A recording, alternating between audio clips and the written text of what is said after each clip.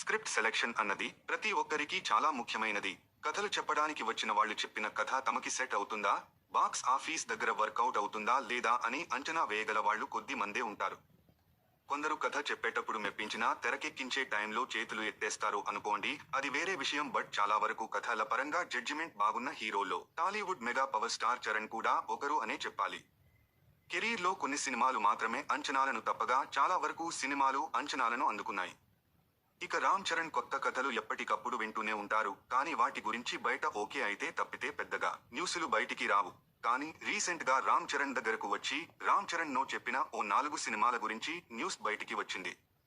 ఆ న్యూస్ ప్రకారం రామ్ చరణ్ నో చెప్పిన 4 సినిమాలు కూడా బాక్స్ ఆఫీస్ దగ్గర ఏమంత బాగా ఆకట్టుకోలేకపోయాయి. వాటిలో ముందుగా గౌతమ్ మీనన్ డైరెక్షన్ లో ఏటో వెళ్లిపోయింది మనసు సినిమా ఉండగా, ఈ కథని రిజెక్ట్ చేసిన రామ్ చరణ్ తర్వాత మణిరత్నం డైరెక్షన్ లో ఓకే బంగారం కథని రిజెక్ట్ చేశాడు. తెలుగులో వర్కౌట్ అవ్వదని నో చెప్పగా సినిమా పెద్దగా వర్కౌట్ కాలేదు. తర్వాత మేర్లపాక గాంధీ చెప్పిన కృష్ణార్జున యుద్ధం కథ ఫస్ట్ రామ్ చరణ్ కే వెళ్లగా ఆ కథకి కూడా నో చెప్పాడట. తర్వాత సోగ్గాడే చిన్నినాయన ఫేమ్ కళ్యాణ్ కృష్ణ చేసిన నేల టికెట్ కథ రామ్ చరణ్ దగ్గరికి వెళ్లగా ఆ కథ కూడా తనకి సెట్ కాదని నో చెప్పాడట. ఇలా రామ్ చరణ్ నో చెప్పిన ఈ సినిమాలు అన్నీ కూడా బాక్స్ ఆఫీస్ దగ్గర పెద్దగా ఇంపాక్ట్ చూపలేదు. ఆ విషయంలో రామ్ చరణ్ స్టోరీ సెలెక్షన్స్ చాలా వరకు నిజం అయిందని చెప్పొచ్చు.